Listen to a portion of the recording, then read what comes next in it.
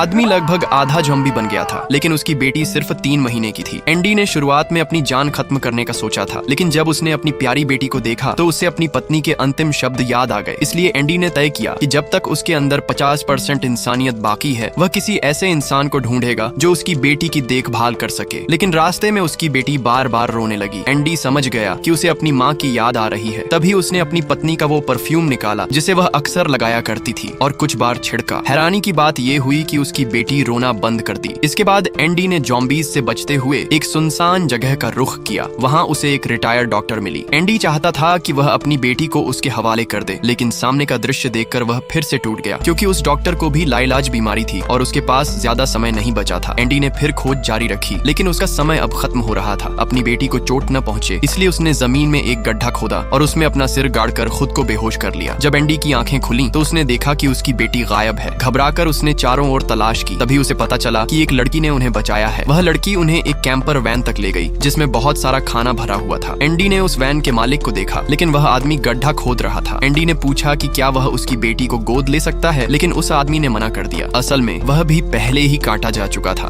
उसने फैसला किया कि वह अपने परिवार के साथ इस निराशाजनक दुनिया को छोड़ देगा। इसके बाद एंडी ने भी बंदूक उठा ली। वह भी इसी तरह सुकून पाना चाहता था, लेकिन तभी उसकी बेटी ने पहली बार उसे पापा कहकर पुकारा। एंडी ने ठान लिया कि वह अपनी बेटी का आखिरी पल तक साथ देगा, मगर अब वह खून की प्यास को रोक नहीं पा रहा था। उसने अपनी बेटी को आखिरी बार चूमा और अकेला दूर जाकर गिर पड़ा। जमीन पर पड़े सड़े हुए मांस और लड़की के हाथ में पकड़ी हुई लकड़ी को देखकर एंडी के दिमाग में एक उपाय आया। उसने सड़े मांस को लकड़ी के आगे बांधा, फिर अपने मुंह में एक पत्थर ठूंसकर अपने हाथ रस्सी से कसकर बांध ली। इस तरह चाहे उसका होश जाता भी तो भी वह उन दोनों लड़कियों को नुकसान नहीं पहुंचा पाता। फिर वह दोनों बच्चियों को उठाकर आगे बढ़ा। ये उसकी बेटी के लिए किया गया आखिरी काम था। पता नहीं कितना समय बीता, लेकिन फिर वे उस लड़की की जनजाति से मिले जो उसे ढूंढ रही थी। सब लोग एंडी की हालत देखकर हैरान रह गए। जनजाति का मुखिया चाहता था कि एंडी को उसके दुख से मुक्त कर दे, लेकिन लड़की ने उसे रोक दिया। उसने एंडी की पत्नी का परफ्यूम निकाला। भले ही एंडी अब अपना होश खो चुका था, लेकिन उस जानी पहचानी खुशबू पर उसने प्रतिक्रिया दी। आखिरकार लड़की के पेट पर सबको 2 चीनी अक्षर दिखाई दिए जो एंडी ने ही वहाँ छोड़ रखे थे।